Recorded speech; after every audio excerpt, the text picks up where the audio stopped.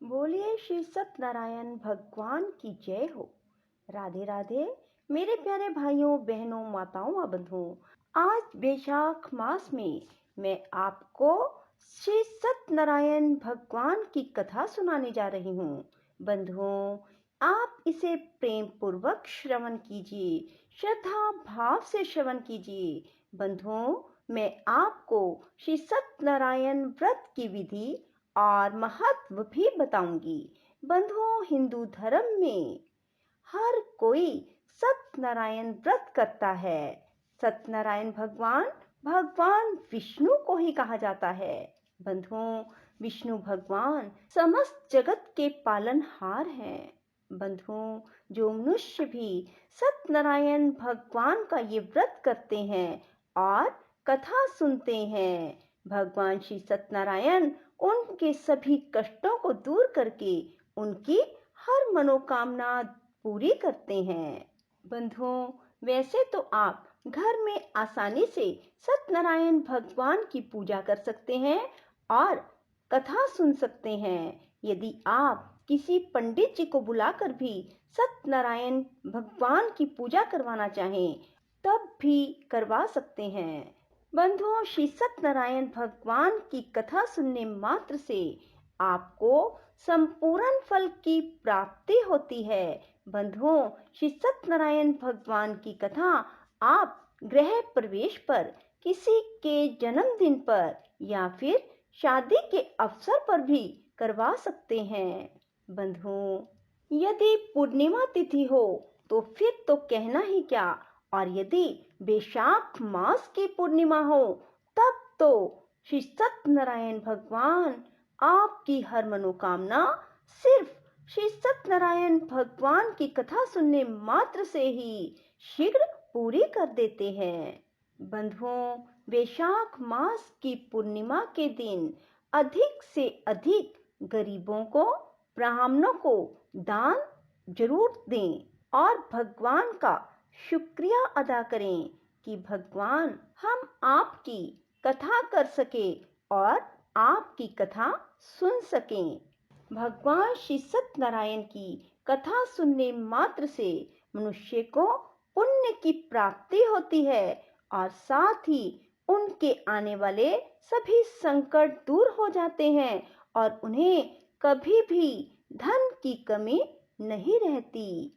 बंधुओं, यदि आपने हमारे चैनल को अब तक सब्सक्राइब नहीं किया तो जरूर करें और बेल आइकन दबाना ना भूलें, ताकि आपको हमारी आने वाली सभी वीडियोस की जानकारी सबसे पहले हो सके। बंधुओं, श्री सत्यनारायण भगवान की कथा को जब भी सुने, पूरी सुने, ताकि आपको पूर्ण फल की प्राप्ति हो सके। और सुनने के बाद कमेंट बॉक्स में जय श्री सत्यनारायण भगवान की अवश्य लिखें। बोलो सत्यनारायण भगवान की जय हो।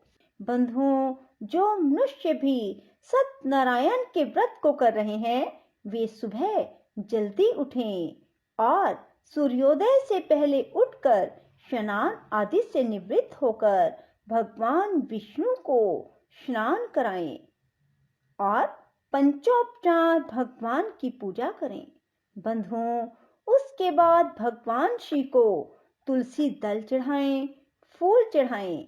बंधुओं, आज गुरुवार होने से भगवान को पीले पुष्प चढ़ाएंगे तो आपकी मनोकामना शीघ्र अतिशीघ्र पूरी होगी। बंधुओं, पूर्णिमा के दिन भूल कर भी किसी की निंदा ना करें, किसी से झगड़ा ना करें और हो सके तो अधिक से अधिक मौन रहें। बंधुओं, पूर्णिमा के दिन भगवान विष्णु के 108 नाम सुने, श्रीमद् भागवत गीता का एक अध्याय सुने, भगवान विष्णु की कथाएं सुने और भगवान विष्णु के स्तोत्र सुने। बंधुओं, सत्यनारायण व्रत करने वाला मनुष्य पूर्णिमा के दिन सायंकाल के समय स्नान आदि से निवृत्त होकर पूजा स्थान पर आसन लगाकर बैठे और श्री गणेश, गौरी, वरुण, विष्णु आदि सभी देवताओं का ध्यान करके पूजन करें, संकल्प करें कि मैं श्री सत्यनारायण स्वामी का पूजन व कथा श्रवण सदैव करूंगा। पुष्प हाथ में लेकर श्री सत्यनारायण का ध्यान करें। यज्ञोपवीत पुष्प नैवेद्य आदि से युक्त होकर स्तुति करें। हे भगवान, मैंने श्रद्धा पूर्वक फल, जल आदि सब सामग्री आपके अर्पण की है, इसे स्वीकार कीजिए। मेरी विपदाओं से रक्षा कीजिए। मैं आपको बारंबार प्रणाम करता हूँ। इसके बाद श्री सत्यनारायण भगवान की कथा पढ़ें या फिर श्रवण करें। श्री सत्यनारायण भगवान की कथा आरंभ। पहला अध्याय। एक समय नैमिषारण्य ने तीर्थ में शौनक आदि 88,000 ऋषियों ने श्री सूत जी से पूछा, हे प्रभु, इस कलयुग में वेद विद्या रहित मनुष्यों को प्रभु भक्ति किस प्रकार मिलेगी? इसका उद्धार कैसे होगा? हे मुनिश्रेष्ठ, कोई ऐसा तप कहिए जिसमें थोड़े समय में पुण्य प्राप्त हो और मन वांछित फल भी मिले। वह कथा सुनने की हमारी प्रबल इच्छा है। सर्व शास्त्र ज्ञाता श्री सूत जी बोले, हे वैष्णवों में पूज्य, आप सब ने प्राणियों के हित की बात पूछी है। अब मैं उस श्रेष्ठ व्रत को आप लोगों से कहूंगा, जिस व्रत को नारद जी ने श्री लक्ष्मी नारायण भगवान से पूछा और श्री लक्ष्मीपति ने मुनि श्रेष्ठ नारद जी से कहा। यह कथा ध्यान से सुनो। एक समय योगी राज नारद जी दूसरों के हित की इच्छा से अनेक लोकों में घूमते हुए मृत्यु लोक में यहाँ पहुंचे। यहाँ अनेक योनियों में जन्मे हुए प्राय सभी मनुष्यों को अपने कर्मों द्वारा अनेकों दुखों से पीड़ित देखकर विचार करने लगे, किस यत्न के करने से निश्चय ही मानवों के दुखों का नाश हो सकता है। ऐसा मन में सोचकर भगवान नारद विष्णु लोक को गए। वहां श्वेत वर्ण और 4 भुजाओं वाले देवों के ईश नारायण का, जिनके हाथों में शंख, चक्र, गदा और पद्म थे, वरमाला पहने हुए थे, देखकर स्तुति करने लगे। हे भगवान, आप अत्यंत शक्ति से संपन्न हैं। मन वाणी भी आपको नहीं पा सकती। यदि आपका आदि मध्य अंत नहीं है, निर्गुण स्वरूप सृष्टि के कारण भक्तों के दुखों को नष्ट करने वाले हो, आपको नमस्कार है। नारद जी से इस प्रकार की स्तुति सुनकर विष्णु भगवान बोले, हे मुनि, आपके मन में क्या है? आपका किस काम के लिए आगमन हुआ? निसंकोच कहो। तब नारद मुनि बोले, मृत्यु लोक में सब मनुष्य जो अनेक योनियों में पैदा हुए हैं, अपने अपने कर्मों के द्वारा अनेक प्रकार के दुखों से दुखी हो रहे हैं। हे नाथ, मुझ पर दया रखते हो तो बताइए कि उन मनुष्यों के सब दुख थोड़े से ही प्रयत्न से कैसे दूर हो सकते हैं? श्री भगवान जी बोले, नारद, मनुष्यों की भलाई के लिए तुमने बहुत अच्छी बात पूछी है। जिस काम के करने से मनुष्य मोह से छूट जाता है, वह मैं कहता हूँ, सुनो। बहुत पुण्य देने वाला, स्वर्ग मृत्यु लोक दोनों में दुर्लभ यह उत्तम व्रत है। आज मैं प्रेम वश होकर तुमसे कहता हूँ, श्री सत्यनारायण भगवान का यह व्रत अच्छी तरह विधान पूर्वक संपन्न करके मनुष्य तुरंत ही यहाँ सुख भोग कर मरने पर मोक्ष को प्राप्त होता है। श्री भगवान के वचन सुनकर नारद मुनि बोले, उस व्रत का फल क्या है? क्या विधान है? किसने यह व्रत किया है? किस दिन यह व्रत करना चाहिए? हे भगवान, मुझसे विस्तार से कहो। भगवान बोले, दुख, शोक आदि को दूर करने वाला यह व्रत सब स्थानों पर विजय प्राप्त करने वाला है। भक्ति और श्रद्धा के साथ किसी भी दिन मनुष्य श्री सत्यनारायण की शाम के समय ब्राह्मणों और बंधुओं के साथ धर्म परायण होकर पूजा करे। भक्ति भाव से नैवेद्य, केले का फल, घी, दूध और गेहूं का चूरन सवाया लेवे। गेहूं के अभाव में साठी का चूरन, शक्कर अथवा गुड़ ले भक्ति भाव से भगवान को अर्पण करे। बंधु बांधवों सहित ब्राह्मणों को भोजन कराए, पश्चात स्वयं भोजन करे। रात्रि में नृत्य, गीत आदि का आयोजन कर श्री सत्यनारायण भगवान का स्मरण करता हुआ समय व्यतीत करे। इस तरह व्रत करने पर मनुष्य की इच्छा निश्चय पूरी होती है। विशेषकर कली काल में मृत्यु लोक पर यही मोक्ष का सरल उपाय है। इति श्री सत्यनारायण व्रत कथा का प्रथम अध्याय संपूर्णम। ओम हरे राम राम राम हरे हरे, हरे कृष्ण कृष्ण कृष्ण हरे हरे। दूसरा अध्याय। सूत जी बोले, हे ऋषियों, जिसने पहले समय में इस व्रत को किया है उसका इतिहास कहता हूँ, ध्यान से सुनो। सुंदर काशीपुरी नगरी में एक अत्यंत निर्धन ब्राह्मण रहता था। वह भूख और प्यास से बेचैन हो पृथ्वी पर घूमता था। ब्राह्मणों से प्रेम करने वाले श्री भगवान ने ब्राह्मण को दुखी देखकर बूढ़े ब्राह्मण का रूप धारण कर उसके पास जा आदर के साथ पूछा, हे विप्र, तुम नित्य ही दुखी होकर पृथ्वी पर क्यों घूमते हो? हे श्रेष्ठ ब्राह्मण, यह सब मुझसे कहो, मैं सुनना चाहता हूँ। ब्राह्मण बोला, मैं निर्धन ब्राह्मण हूँ, भिक्षा के लिए पृथ्वी पर फिरता हूँ। हे भगवान, यदि आप इससे छुटकारे का उपाय जानते हो तो कृपा कर कहो। वृद्ध ब्राह्मण बोला, श्री सत्यनारायण भगवान मनवांछित फल देने वाले हैं, इसलिए हे ब्राह्मण, तू उनका पूजन कर, जिसके करने से मनुष्य सब दुखों से मुक्त होता है। ब्राह्मण को व्रत का सारा विधान बतलाकर बूढ़े ब्राह्मण का रूप धारण करने वाले श्री सत्यनारायण भगवान अंतर्ध्यान हो गए। जिस व्रत को वृद्ध ब्राह्मण ने बतलाया है मैं उसको करूंगा। यह निश्चय करने पर उस वृद्ध ब्राह्मण को रात में नींद नहीं आई। वह सवेरे उठकर श्री सत्यनारायण भगवान के व्रत का निश्चय कर भिक्षा के लिए चल दिया। उस दिन उसको भिक्षा में बहुत धन मिला, जिससे बंधु बांधवों के साथ उसने श्री सत्यनारायण का व्रत किया। उसके करने से वह विप्र सब दुखों से छूटकर अनेक प्रकार की संपत्तियों से युक्त हुआ। उस समय से वह विप्र हर मास व्रत करने लगा। इस तरह सत्यनारायण भगवान के व्रत को जो मनुष्य भी करेगा वह सब पापों से छूटकर मोक्ष को प्राप्त होगा। आगे जो पृथ्वी पर सत्यनारायण भगवान का व्रत करेगा वह मनुष्य सब दुखों से छूट जाएगा। इस तरह नारद जी से नारायण का कहा हुआ यह व्रत मैंने तुमसे कहा। हे विप्रो, अब मैं और क्या कहूँ? ऋषि बोले, हे मुनीश्वर, संसार में इस विप्र से सुनकर किस किसने इस व्रत को किया हम सब सुनना चाहते हैं। इसके लिए हमारे मन में श्रद्धा है। सूत जी बोले, हे मुनियों, जिसने इस व्रत को किया वह सब सुनो। एक समय यह वृद्ध ब्राह्मण धन और ऐश्वर्य के अनुसार बंधु बांधवों के साथ व्रत करने को तैयार हुआ। उसी समय एक लकड़ी बेचने वाला बूढ़ा आदमी आया और बाहर लकड़ियों को रखकर विप्र के मकान में गया।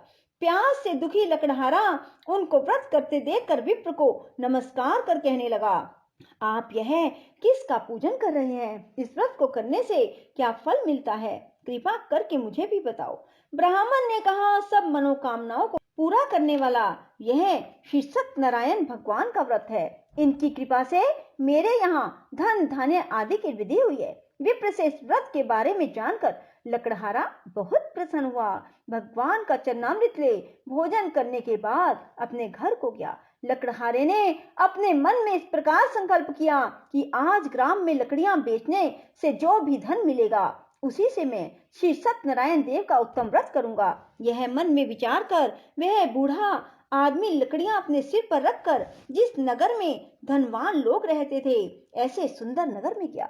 उस रोज वहां उसे उन लकड़ियों का दाम पहले दिनों से चौगुना मिला। तब वह बूढ़ा लकड़हारा दाम ले अति प्रसन्न होकर पके केले की फली, शक्कर, घी, दुग्ध, दही और गेहूं का चूर्ण इत्यादि श्री सत्यनारायण भगवान के व्रत की कुल सामग्रियों को लेकर अपने घर गया। फिर उसने अपने भाइयों को बुलाकर विधि के साथ भगवान जी का पूजन और व्रत किया। उस व्रत के प्रभाव से वह बूढ़ा लकड़हारा धन पुत्र आदि से युक्त हुआ और संसार के सुख भोग कर बैकुंठ को चला गया। इति श्री सत्यनारायण व्रत कथा का द्वितीय अध्याय संपूर्णम। ओम हरे राम राम राम हरे हरे, हरे कृष्ण कृष्ण कृष्ण हरे हरे।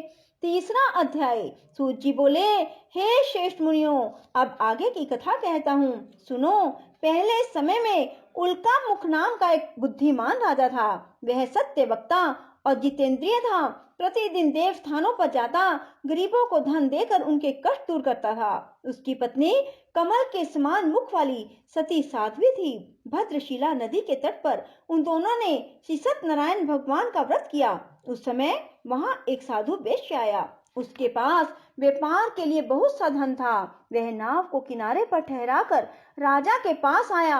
राजा को व्रत करते देखकर विनय के साथ पूछने लगा, हे राजन, भक्ति युक्त चित्त से यह आप क्या कर रहे हैं? मेरी सुनने की इच्छा है, तो आप मुझे बताइए। राजा बोला, हे साधु, अपने बांधवों के साथ पुत्र आदि की प्राप्ति के लिए एक महाशक्तिमान सत्यनारायण भगवान का व्रत व पूजन किया जा रहा है। राजा के वचन सुनकर साधु आदर से बोला, हे राजन, मुझसे इसका सब विधान कहो। मैं भी आपके कथन अनुसार इस व्रत को करूंगा। मेरे भी कोई संतान नहीं है, इससे निश्चय ही होगी। राजा से सब विधान सुन व्यापार से निवृत्त हो वह आनंद के साथ घर गया। साधु ने अपनी पत्नी से संतान देने वाले उस व्रत का समाचार सुनाया और कहा, जब मेरे संतान होगी तब मैं इस व्रत को करूंगा। साधु ने ऐसे वचन अपनी पत्नी लीलावती से कहे। एक दिन उसकी पत्नी लीलावती पति के साथ आनंदित हो संसारिक धर्म में प्रवृत्त होकर श्री सत्यनारायण भगवान की कृपा से गर्भवती हो गई। 10वें महीने में उसके एक सुंदर कन्या का जन्म हुआ।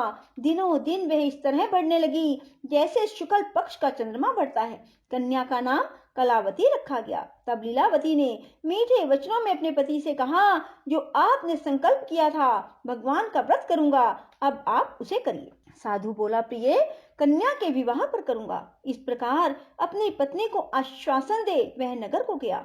कलावती पितृगृह में वृद्धि को प्राप्त हो गई। साधु ने जब नगर में सखियों के साथ अपनी पुत्री को देखा तो तुरंत ही दूत को बुलाकर कहा, पुत्री के वास्ते कोई सुयोग्य वर देख कर लाओ। साधु की आज्ञा पाकर दूत कंचन नगर पहुंचा और वहां पर खोज कर देखभाल करके लड़की के लिए सुयोग्य वनिक पुत्र को ले आया। उस सुयोग्य लड़के को देखकर साधु ने अपने बंधु बांधवों सहित प्रसन्नचित्त हो अपनी पुत्री का विवाह उसके साथ कर दिया। किंतु दुर्भाग्य से विवाह के समय भी उस व्रत को करना भूल गया। तब श्री भगवान क्रोधित हो गए और शाप दिया कि तुम्हें दारुण दुख प्राप्त होगा। अपने कार्य में कुशल साधु बनिया जामाता सहित नावों को लेकर व्यापार करने के लिए समुद्र के समीप स्थित रतनसारपुर नगर में गया और वहां दोनों ससुर जमाई चंद्रकेतु राजा के उस नगर में व्यापार करने लगे। एक दिन भगवान सत्यनारायण की माया से प्रेरित कोई चोर राजा का धन चुरा कर भागा जा रहा था, किंतु राजा के दूतों को आता देखकर चोर ने घबराकर भागते हुए राजा के धन को वहीं नाव में चुपचाप रख दिया जहां वो ससुर जमाई ठहरे हुए थे। चोर भाग गए। जब दूतों ने उस साधु वैश्य के पास राजा के धन को रखा देखा तो दोनों को बांध कर ले गए और प्रसन्नता से दौड़ते हुए राजा के समीप जाकर बोले, यह दो चोर हम पकड़ कर लाए हैं, देख कर आज्ञा दे। तब राजा की आज्ञा से उनको कठिन कारावास में डाल दिया गया और उनका धन छीन लिया। सत्यनारायण भगवान के श्राप द्वारा उनकी पत्नी भी घर पर बहुत दुखी हुई। घर पर जो धन रखा था चोर चुरा कर ले गए। शारीरिक व मानसिक पीड़ा, भूख प्यास से अति दुखित हो अन्न की चिंता में कलावती एक ब्राह्मण के घर गई। वहां उसने सत्यनारायण भगवान का व्रत होते देखा। फिर कथा सुनी, प्रसाद ग्रहण कर रात को घर आई। माता ने कलावती से कहा, हे पुत्री, अब तक कहाँ रही? वह तेरे मन में क्या है? कलावती बोली, हे माता, मैंने एक ब्राह्मण के घर श्री सत्यनारायण भगवान का व्रत देखा। कन्या के वचन सुनकर लीलावती भगवान के पूजन की तैयारी करने लगी। लीलावती ने परिवार और बंधुओं सहित श्री सत्यनारायण भगवान का पूजन किया। वर मांगा कि मेरे पति और दामाद शीघ्र घर आ जाएं। साथ ही प्रार्थना की कि हम सब का अपराध क्षमा करो। सत्यनारायण भगवान उस व्रत से संतुष्ट हो गए और राजा चंद्रकेतु को स्वप्न में दर्शन देकर कहा, हे राजन, दोनों वैश्यों को प्रातः ही छोड़ दो और उनका सब धन जो तुमने ग्रहण किया है दे दो, नहीं तो मैं तेरा धन, राज्य, पुत्र आदि नष्ट कर दूंगा। राजा से ऐसे वचन कहकर भगवान अंतर्ध्यान हो गए। प्रातः काल राजा चंद्रकेतु ने सभा में अपना स्वप्न सुनाया। फिर दोनों वनिक पुत्रों को कैद से मुक्त कर सभा में बुलाया। दोनों ने आते ही राजा को नमस्कार किया। राजा मीठे वचनों से बोला, हे महानुभावों, भावीवश ऐसा कठिन दुख प्राप्त हुआ, अब तुम्हें कोई भय नहीं। ऐसा कहकर राजा ने उनको नए नए वस्त्र आभूषण पहनाए। उनका जितना धन लिया था उससे दुगना धन देकर आदर से विदा किया। दोनों वैश्य अपने घर को चल दिए। इति श्री सत्यनारायण व्रत कथा का 3य अध्याय संपूर्ण। ओम हरे राम राम राम हरे हरे, हरे कृष्ण कृष्ण कृष्ण हरे हरे। चौथा अध्याय। सूत जी बोले, वैश्य ने मंगलाचार करके यात्रा आरंभ की और अपने नगर को चला।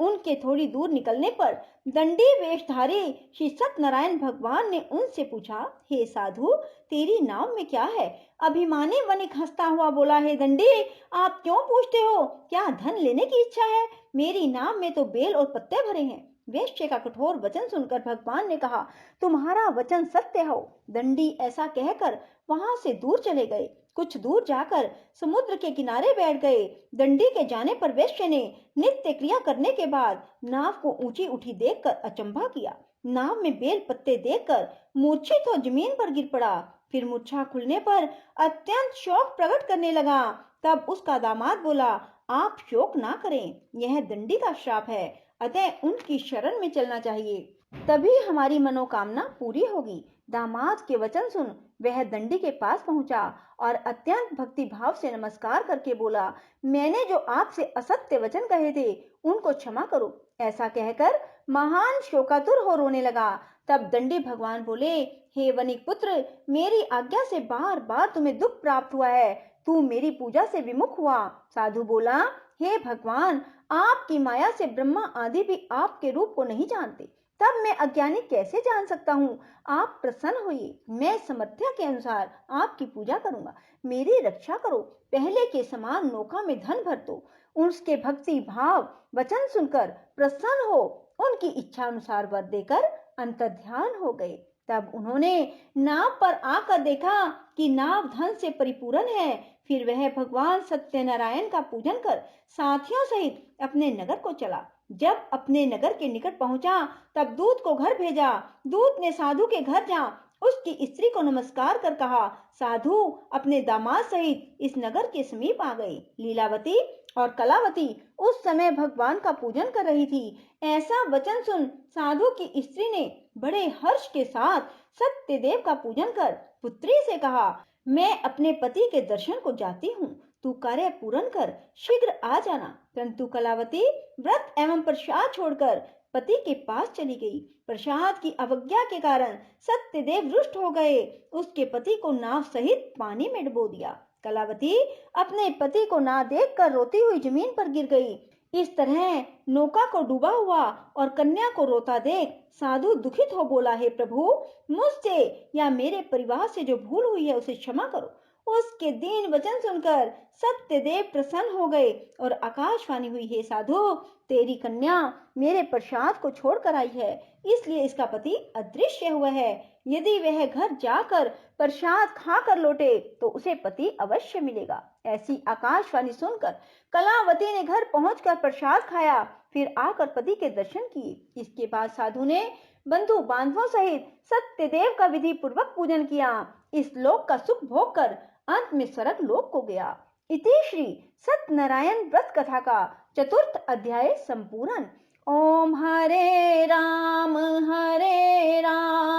राम राम हरे हरे, हरे कृष्ण कृष्ण कृष्ण हरे हरे।